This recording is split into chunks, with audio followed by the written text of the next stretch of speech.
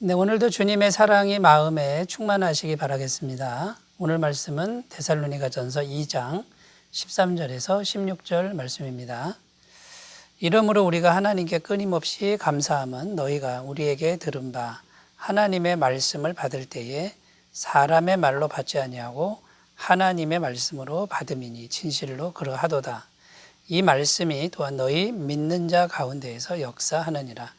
형제들아, 너희가 그리스도 예수 안에서 유대에 있는 하나님의 교회들을 본받은 자 되었으니 그들이 유대인들에게 고난을 받은 것 같이 너희도 너희 동족에게서 동일한 고난을 받았느니라.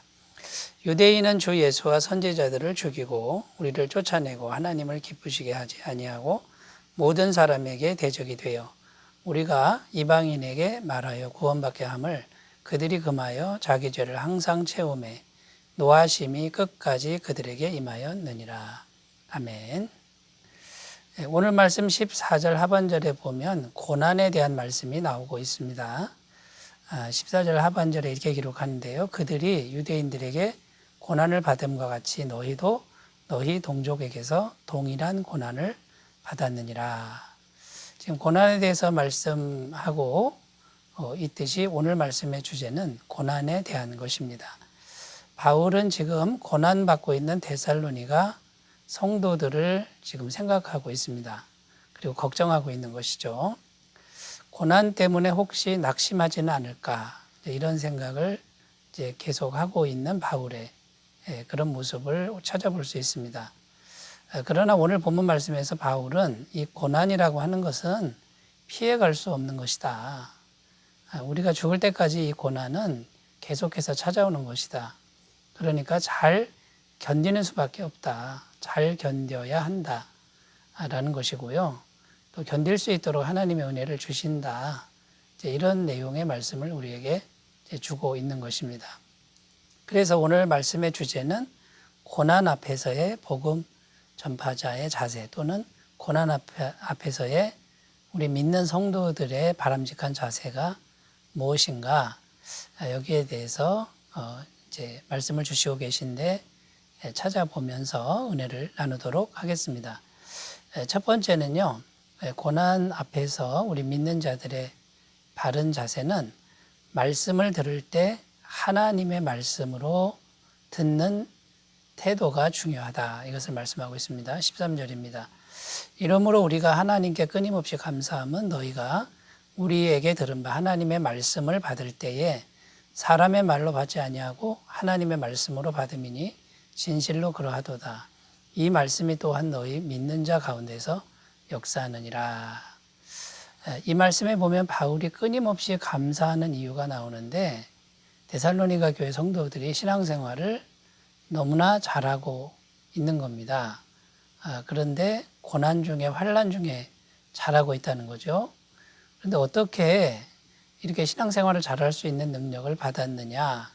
그것은 복음을 들을 때 사람의 말로만 들은 게 아니고 하나님의 말씀으로 들었다는 겁니다. 그러니까 하나님의 말씀으로 그 말씀을 받아들이니까 속에서 하나님의 능력이 역사했다라는 것이죠.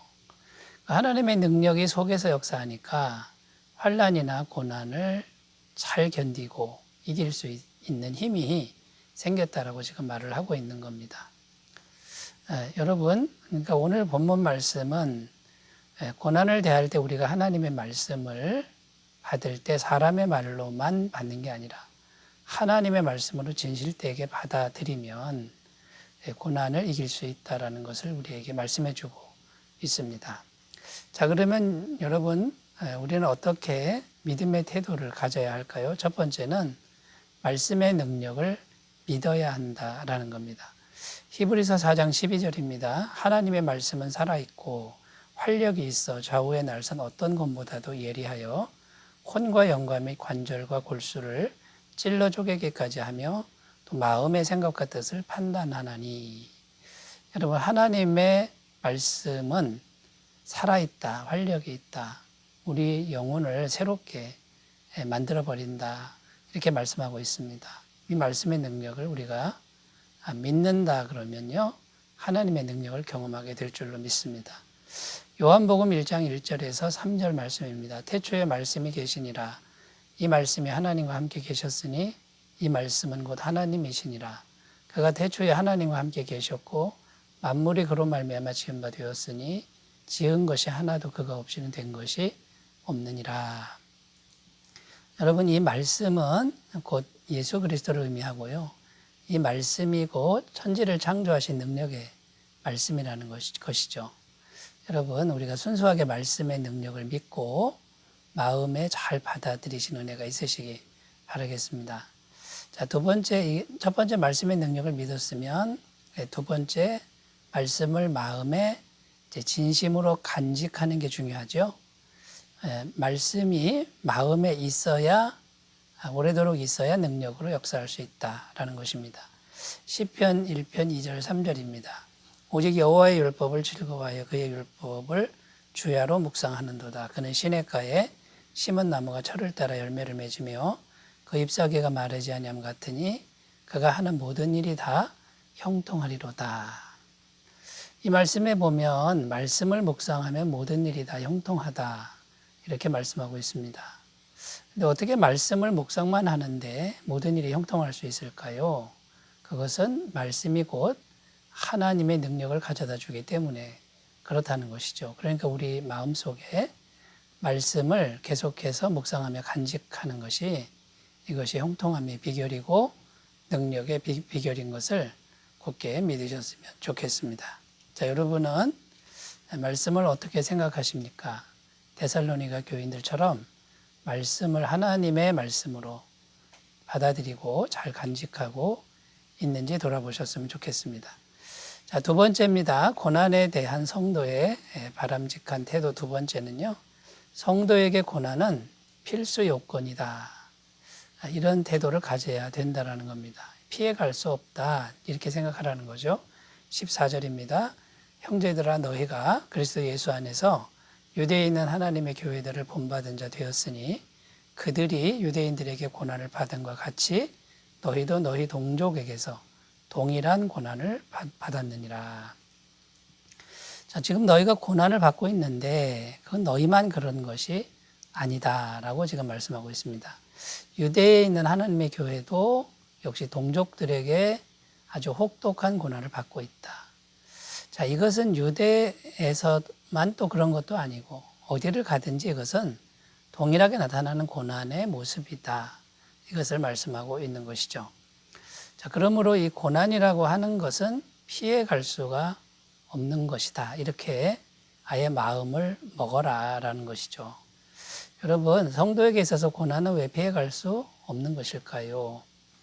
이 땅에서는 두 세력이 공존하고 있기 때문이라는 겁니다. 하나의 세력은 하나님이시고요. 다른 세력은 마귀의 세력이 역사하고 있다는 것이죠. 이 세상에 하나님의 영이 역사하지만 또 이 세상에는 죄가 있기 때문에 죄가 있는 곳에는 마귀가 활동하는 거고 역사하고 있는 것이죠. 그래서 마귀가 있고 죄가 있는 한은 우리가 고난을 피해갈 수 없다라는 것이죠.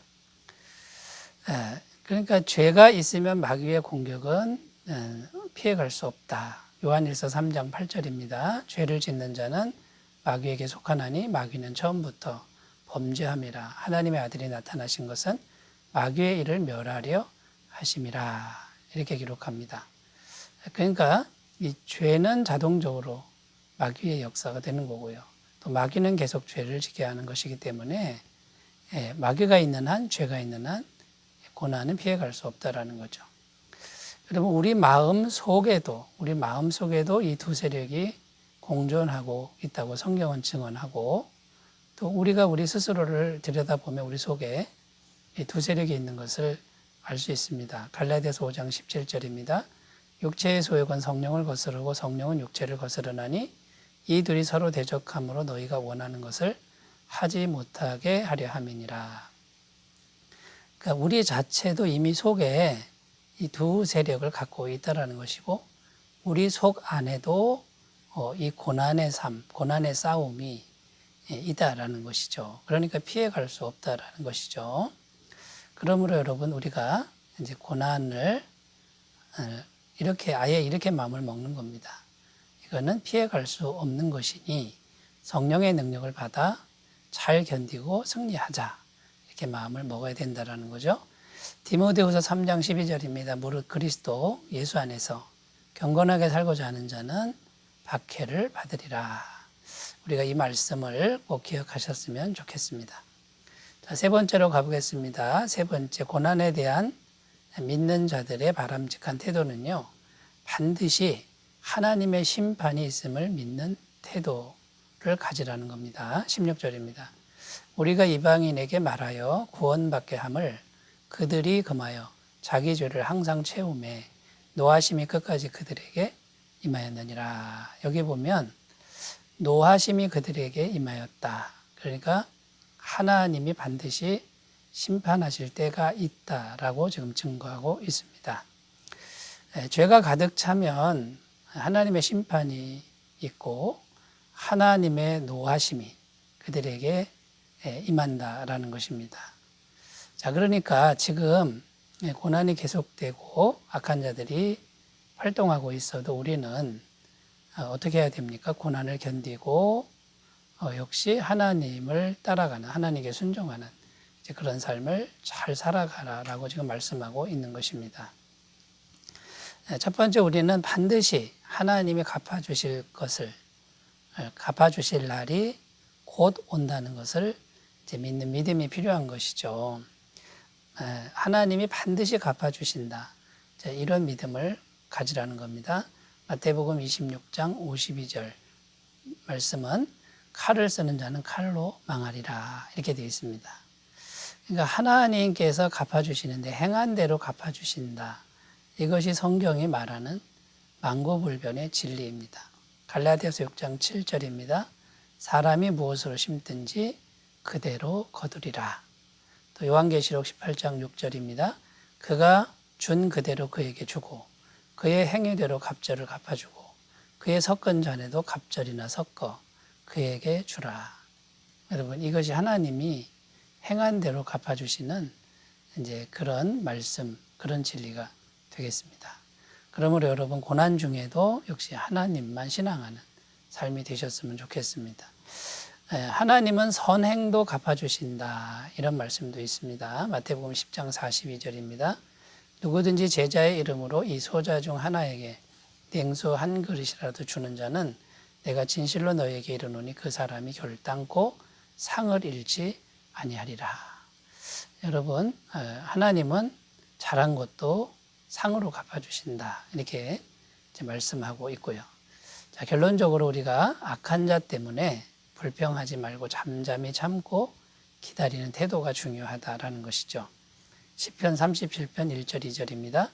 악을 행하는 자들 때문에 불평하지 말며 불의를 행하는 자들을 시기하지 말지어다. 그들은 풀과 같이 속히 배임을 당할 것이며 푸른 채소같이 세잔할 것이미로다.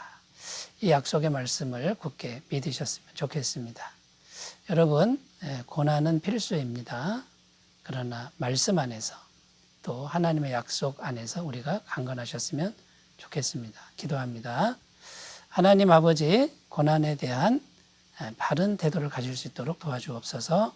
예수님의 이름으로 기도드립니다. 아멘. 오늘도 좋은 날 되시기 바라겠습니다. 감사합니다.